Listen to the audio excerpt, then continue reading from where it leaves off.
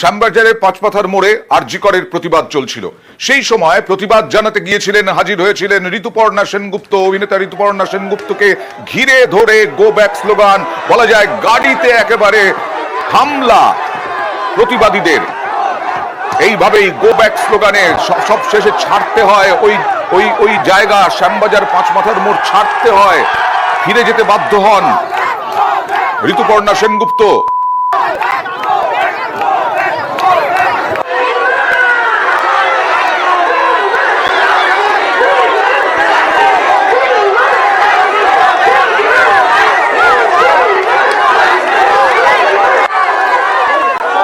ঋতুপর্ণাকে ঘিরে বিক্ষোভ, go back slogan, তার গাড়িতে হামলা। একেবারে দেখলেন সেই ছবি। বিক্ষোভের মুখে ফিরে যেতে বাধ্য হন ঋতুপর্ণা। তবে এই বিক্ষোভকে সমর্থন করেননি সঙ্গীত শিল্পী লগ্নজিতা।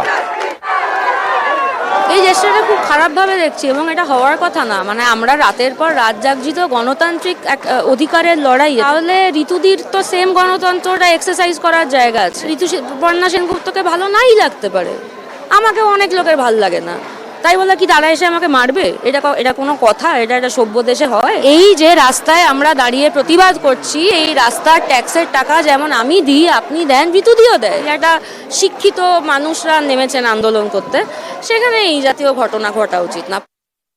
ঋতুপর্ণাকে গো ব্যাক নিন্দায় সরব তৃণমূল বিজেপি।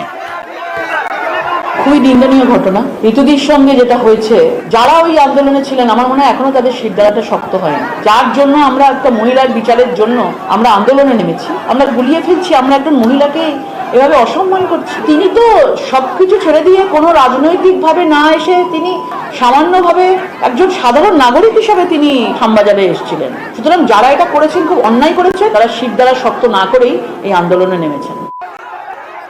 একজন সিনিয়র অ্যাক্টরকে এইভাবে কেউ অপমান করতে পারেন না। একজন সিনিয়র অ্যাক্টর, তিনি প্রতিবাদ করতে গেছেন, তার মতো একটা জাতীয় পুরস্কার প্রাপ্ত অভিনেত্রী, তাকে এইভাবে কিছু নৈরাজ্য সৃষ্টিকারী দল ওইভাবে ঘিরে ধরে অপমান করে, তাহলে সমাজের থেকে আমরা যে সংবেদনশীলতা, যে সহানুভূতি আমরা সর্বত্র আশা করছি, সেটা কি ওইখানে সেই মুহূর্তে তা ধ্বংস হয়ে যায় না? সমাজকে বিভাজিত করার চেষ্টা চালায় এই ধরনের প্রয়াস। আমার মনে হয় আমি এটা একেবারেই সমর্থন করতে পারি না।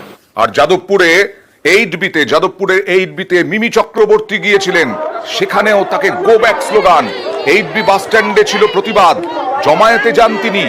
তাকে প্রথমেই বলা হয় যে তিনি একা এসেছেন না দলের প্রতিনিধি হিসেবে এসেছেন। তিনি একা এসেছেন বলেন ব্যক্তিগতভাবে। তারপরেও তাকে বিক্ষোভের মুখে ফিরে যেতে হয়, কারণ মিমিকে গো ব্যাক স্লোগান শুনতে হয়।